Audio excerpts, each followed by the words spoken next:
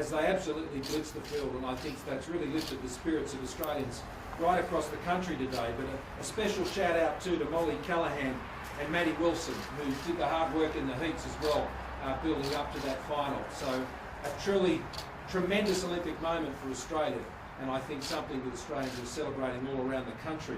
Also, congratulations to Jake McLaughlin taking that silver. He was joined by Elijah Whittington in the final, and Brendan Smith picking up that bronze early today as well. Hopefully there'll be many more in the pool and so many other areas where Australians are competing, but that 4x100, that's quite a way to bring in your first gold medal at the Olympics in Tokyo, and it's tremendously exciting. Can I make a number of announcements and updates, and then happy to take questions. First of all, as has already been announced by a statement earlier today, 85 million doses for boosters for 2022 and 2023 have been secured in a new contract put together with Pfizer. That's 60 million for boosters next year in 2022 and 25 million for the year after. This is in addition, of course, to the 40 million doses that are doing the job of the vaccination this year, combined with our AstraZeneca vaccines, which are being produced here within Australia, and the 10 million Moderna vaccines that come on stream from September of this year.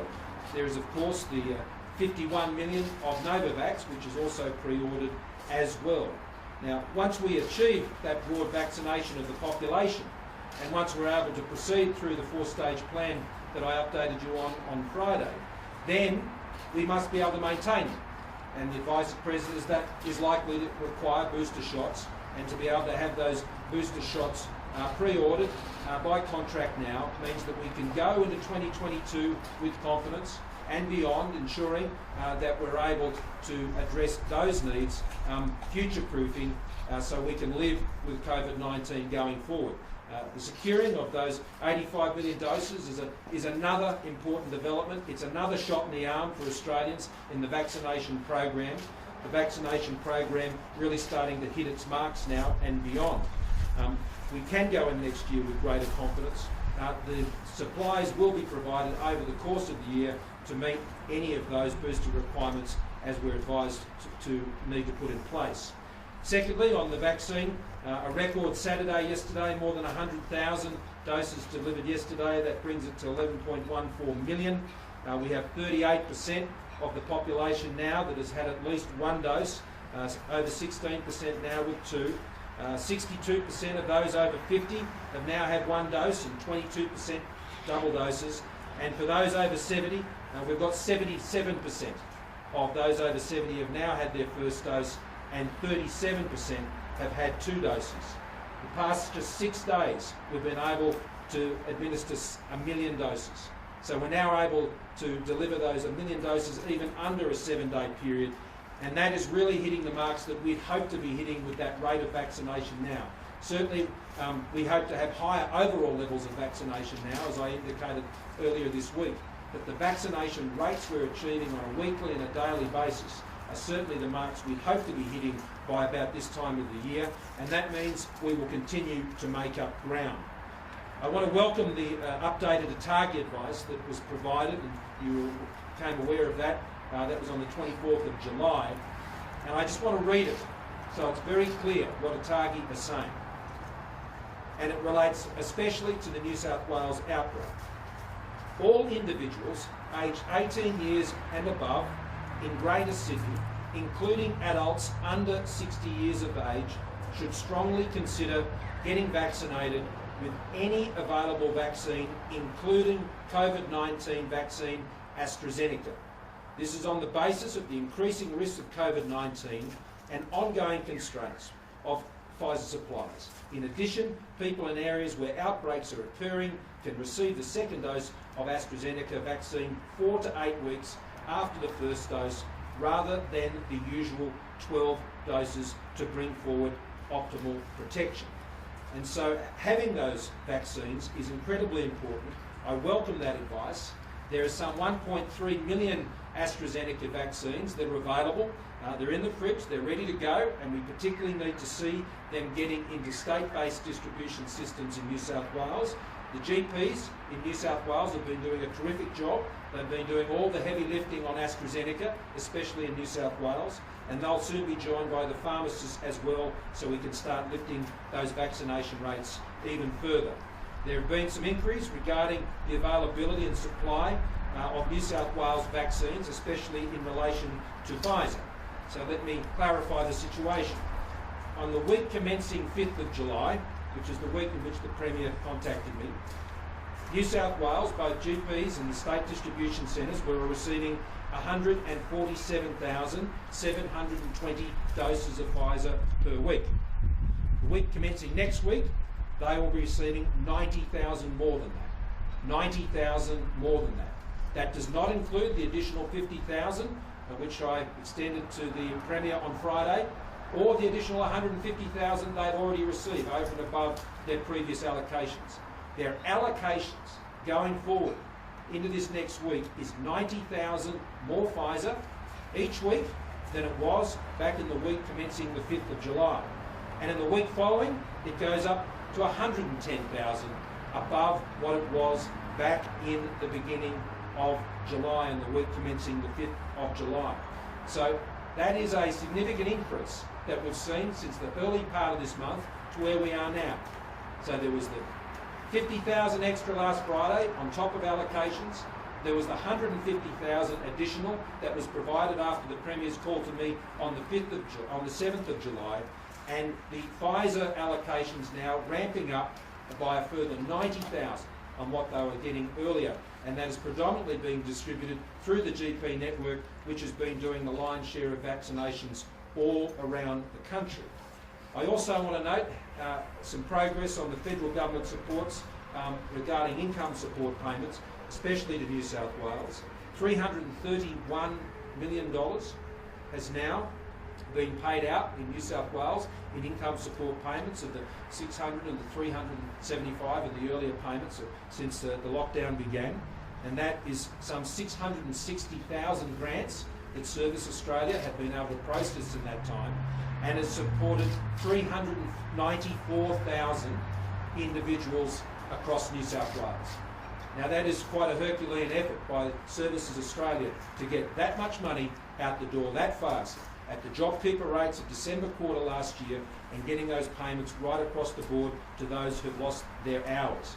Now we anticipate, based on the current registrations for the scheme, and this may increase, that will mean that the federal government will be providing income support into New South Wales at a rate of $220 million every single week to support those income support payments. 97% of that is actually in the Greater Sydney area. So Greater Sydney, New South Wales more broadly, will be receiving some $220 million ongoing each and every week to help them through this lockdown, to support the lockdown by ensuring people stay at home. Now, in addition to that, you're already aware that the Commonwealth Government has committed some $250 million a week to support the 50-50 business support program, which is being administered by the New South Wales Government. So that puts us in the vicinity of $500 million a week from the Commonwealth Government to be supporting and backing in the New South Wales Government in both income support and business support to get through this crisis. In Victoria, I can tell you that since applications opened on Friday, 52,000 claims have so far been granted. Just under $30 million is already out the door to support people across Victoria, and that has been paid since last Friday's applications, and processing continues today, and we expect those numbers to rise further, and we'll provide further updates to that end. So, a golden day in the pool. In terms of vaccines, what we've seen is another record day yesterday, and in terms of support that is needed in New South Wales, continuing to deliver that support for as long as this lockdown takes, because that is the primary method by which we will be able to get this latest outbreak under control. Finally, let me just say I extend my commiserations and sympathies to those families of the two individuals that have lost their lives to COVID. Every single time that occurs, it is a terrible tragedy, and that's why I urge people to go and get that AstraZeneca vaccine, get the Pfizer vaccine, and ensure that we continue to meet these marks and protect the population. Prime Minister, just on the extra 50,000, so the extra 50,000 Pfizer doses that you found for New South Wales, can you tell us where has that come from? Is there a federal contingency, and if so, how much is in that contingency? And just secondly, we've accessed COVAX, the facility before, to get more Pfizer. Is that another option that you're considering to get more doses here? Well, on the latter point, we're always maximising every possible channel to get as many vaccines as we can, particularly in the next few months. Once we get into September, then the supplies are significantly greater than they are now. But let's not forget, there are now 1 million Pfizers turning up every week. 1 million Pfizer doses now turning up every week, which is what has enabled us to be able to lift the levels of supply that are going into all states and territories, but particularly New South Wales. There are small variations in supply and delivery, which from time to time may ensure that there's tens of thousands of doses that might be free at any given time. That is a simple supply and demand issue. It is not a contingency.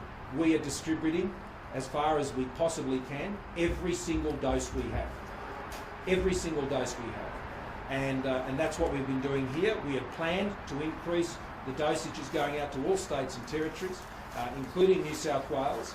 So there is that 90,000 extra from this week coming that is going into New South Wales. And in addition to that, there is the 200,000 additional doses that have been made available over the course of this month. The New South Wales Treasurer has warned today that people are in danger of falling through the cracks, particularly those on income support who aren't eligible for the COVID disaster payments. There was a COVID supplement in place last year. That's no longer the case. Is there any consideration of further financial support for people who don't qualify for these payments under consideration? Well, the qualification for these payments is extremely broad. You can be a casual, you can be part-time, you can be full-time. It doesn't matter who you work for. It doesn't matter who owns the company. It doesn't matter what's happening to the national turnover of a company. The Treasurer made a very good point today. Under JobKeeper, there would be people in New South Wales who wouldn't be getting these payments because their overall turnover of the company, which operates across many borders, would have seen them not be eligible.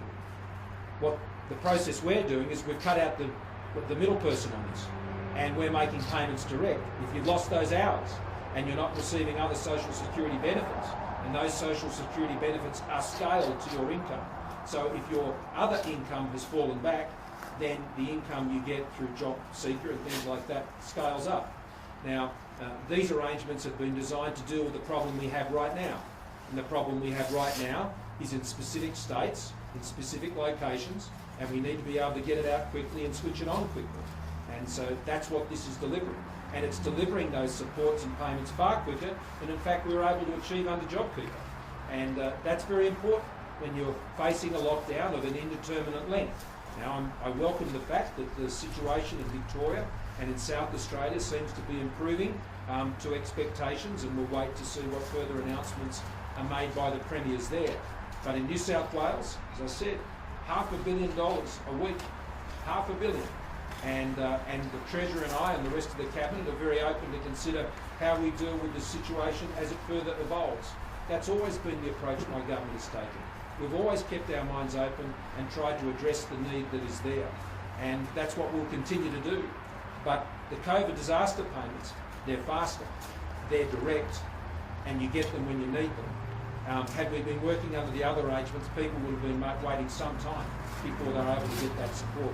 So it's been a very effective mechanism, as the numbers that I've outlined to you, I think, demonstrate. Prime Minister, on the anti-lockdown protest, your coalition colleague George Christensen promoted and was at one of them in Queensland.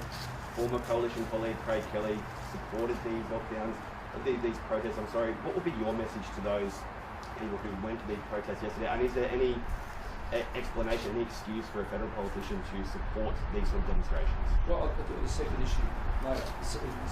Let me deal with what we saw in Sydney yesterday. Of course it was selfish. It was also self-defeating. It achieves no purpose. It will not end the lockdown sooner. It will only risk the lockdowns running further. There was 100,000 people who went and did the right thing yesterday and got tested in New South Wales. There were 40,000 people who went and got vaccinated, both at state and GP-based distribution points of presence. There were millions of Sydney-siders who stayed home. They're the ones who are bringing an end to the lockdown sooner, not those who are putting themselves at risk, those around them at risk, particularly the police at risk. And that was a very selfish act, and I think it offended many fellow Sydney-siders. People understand there are frustrations with lockdowns, but that type of behaviour doesn't help anybody. Selfish behaviour doesn't help anybody. And so in a city under lockdown, to engage in that was reckless and it was selfish. Now, as for other parts of the country that aren't in lockdown, well, there is such a thing as free speech, and I'm not about to be imposing those sorts of restrictions on people's free speech. In Queensland, there are not lockdowns, and the nature of that event, to the best of my knowledge, that the one you referred to, was very different to the event that was in New South Wales, and I think to draw a comparison between the two, I think would not be accurate. And in terms of other members who are not in my party room, they can explain their own actions. Changing ATAGI advice, can you please clarify something for me? Yep. Will giving the AstraZeneca jab to anyone over the age of 18 still be at the discretion of the GPs in Sydney? We are seeing reports over time that doctors are not giving it out to adults under 40 that are still consenting to getting that jab. Does this change that? Well, I certainly hope that the GPs would be very mindful of the ATAGI advice. And I think they've been a lot clearer, which is very welcome, about the nature of the risk in New South Wales and in Greater Sydney in particular. And I'm sure that medical professionals would be very conscious, I think, of the advice that has been provided by ATAGI. At the end of the day, it's the individual who makes the choice and provides the informed consent. And that individual should feel free to go to another general practitioner. And I hope that we can now see more AstraZeneca vaccines are made available in the state-based clinics in New South Wales, so they might be able to go and get that opportunity there, which has been very constrained over recent months. GPs have been the ones delivering AstraZeneca, and so I'm looking forward to seeing, particularly the comments of the Premier and the Chief Health Officer in New South Wales, a much greater distribution of AstraZeneca through those state-based clinics. The New South Wales Premier, I'm sure, is well aware of those numbers you've outlined in terms of vaccines going to her state. She still wants other states to provide more Pfizer or do more for her state. How much worse do things need to get in Sydney, southwestern Sydney in particular, before you're willing to say we need to rush vaccines there? Well, there's a presumption in the question, and that is about how this lockdown comes to an end. The lockdown comes to an end by the lockdown effectively working. There's not an easy way to bring these cases down, and it's the lockdown that does that work. The vaccines can provide some assistance, but they are not what's going to end this lockdown. What's going to end this lockdown is it being effective, and it being effectively put in place and complied with. That's the experience from the other states and territories. What we have is increasing rates of Pfizer supplies and AstraZeneca that is available to all states and territories, including in New South Wales. And I've said there'll be, by the week commencing the 2nd of August, 100,000 more Pfizer vaccines going into New South Wales every week, and 90,000 more from this week. And on top of that, 200,000 has already been provided to support those efforts. So I think that is a very significant increase in those supplies. But the national vaccine program must work right across the country, and we cannot disrupt its implementation around the country, which will put other parts of the country at risk. And so the suggestion that that could be done and people's appointments in Melbourne would be cancelled for appointments to be created in another part of the city, the other part of the country, would be very disruptive. It would interrupt the rhythm of the national vaccine program, which is hitting these marks now, where we've most recently had 1 million doses in just 6 days. So I don't share the view that this is somehow a competition between states on this. I actually don't share that. I think the national vaccine program all around the country, from Cairns down to Tassie and over to Western Australia, it needs to maintain its momentum, and that means you don't go and disrupt it. We are getting more into New South Wales, as I've said, significant quantities. but we need to make sure the rest of the country maintains the pace, because the Delta variant can present these circumstances in any state and territory in the country. No other state or territory has some special immunity to the Delta variant, and so we want to maintain the pace of those vaccine programs right across the country, and of course accelerate it as best we can in New South Wales. But the way the lockdown ends is the lockdown being effective. Laura. Don't the way the numbers I can't quite hear you. don't the way the numbers are unfolding suggest that the lockdown isn't being effective? Does it need to be harder? Does the government in New South Wales have to rethink things? And if we've got this situation where there's an expectation that Victoria and South Australia could come out of the lockdown, but we're looking at months in New South Wales, once we're clear on those other states, the federal government will actually have to provide something more than just emergency measures. I understand what you're saying about it being, short-term, getting the money out the door, but you're looking at a fairly significant economic crisis in New South Wales over months. Yeah, well, that's true, and that's why we'll be pumping $500 million into New South Wales every week, especially for as long as the lockdown continues. But any sort of further impacts of that, then obviously we'll work those through. I mean, this is the government that delivered the single largest measure of economic support the country has ever seen, based on the need of the economy and the Australian people. And that is our view now. And we will continue to do what is necessary to ensure the recovery of our economy, to get to the other side of this when the lockdowns are lifted. And so the Treasurer and I and the Expenditure Review Committee of Cabinet, we meet regularly. We met this week.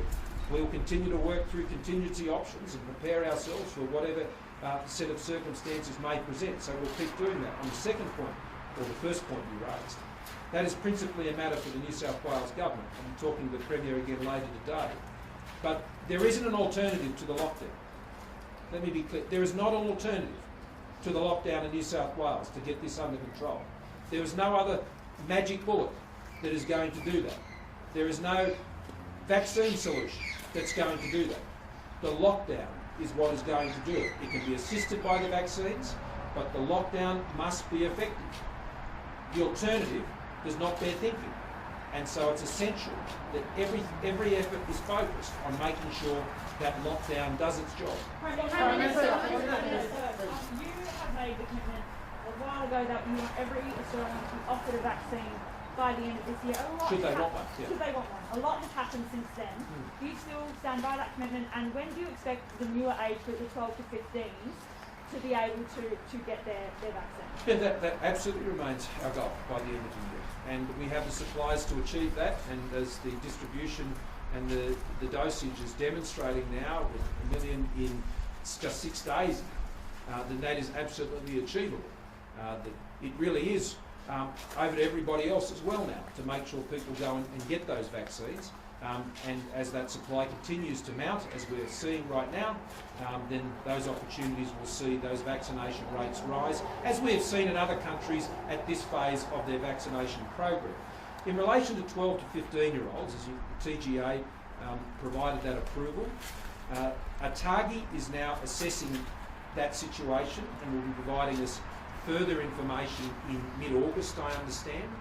And the application of vaccines to those age groups is something we need to carefully consider, both in its application and whether that relates to more vulnerable children with other conditions and things of that nature.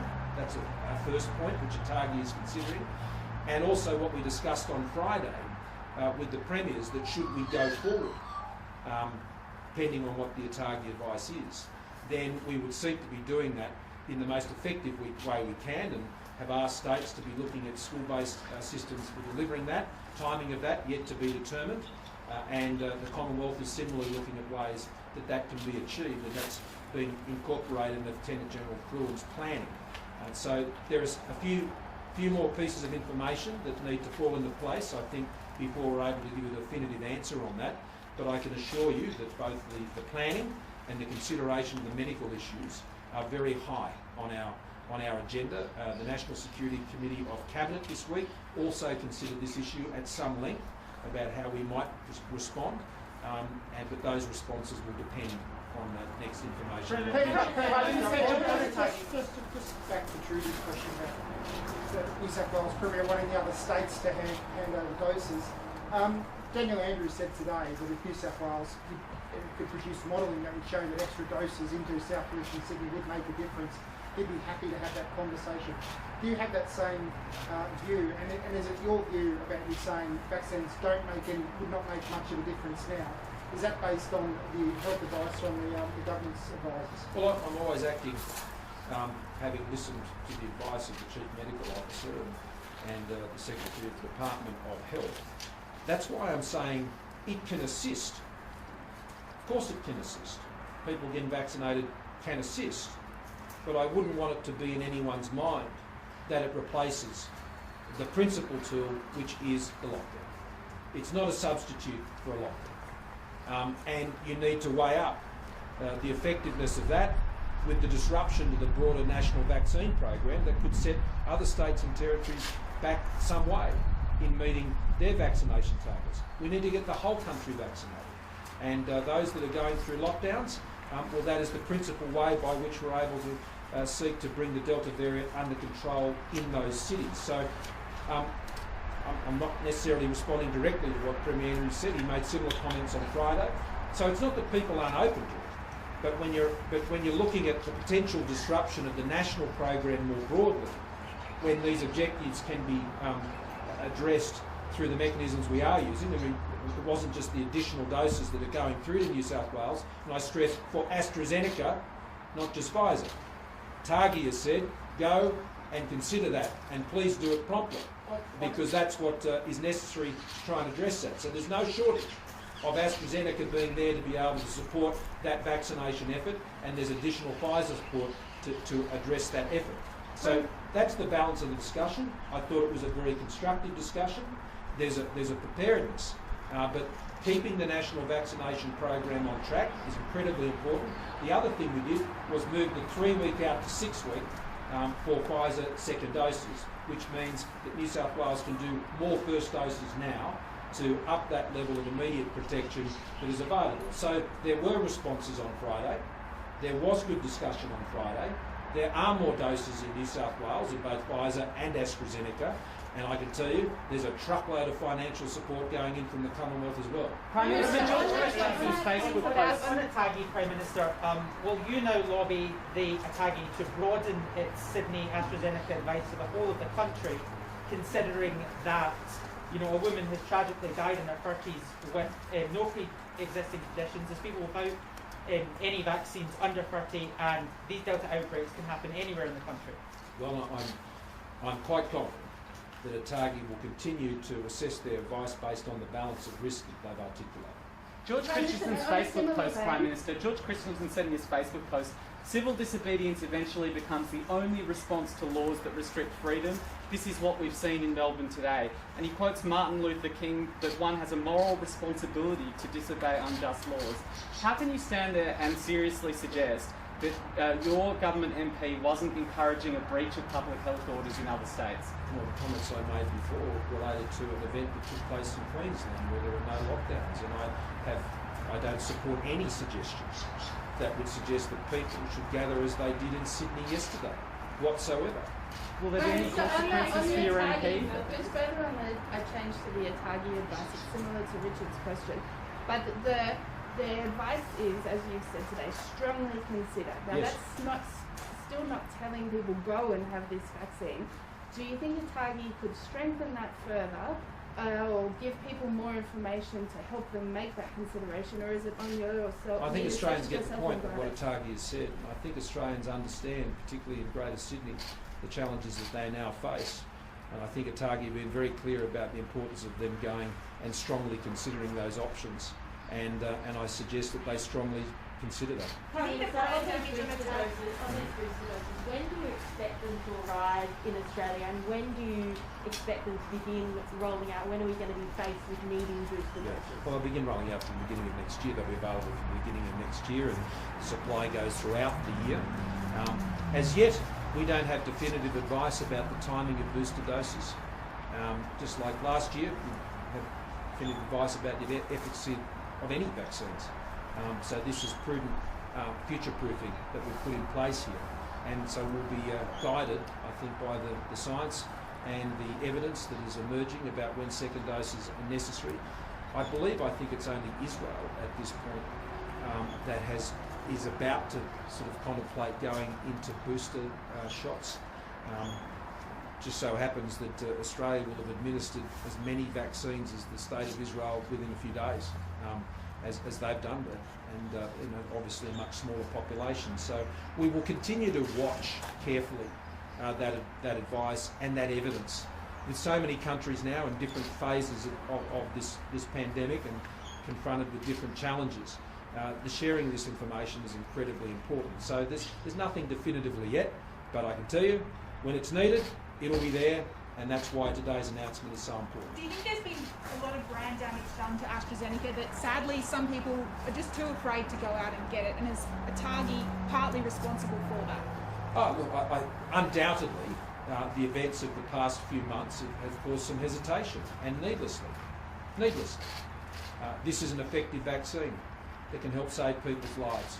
We saw it save countless number of lives in the United Kingdom, and it will save lives here too in Australia. There's no doubt about that. So the good news is that its medical potency hasn't changed. Comments about brand, well, that doesn't make it less effective medically, scientifically.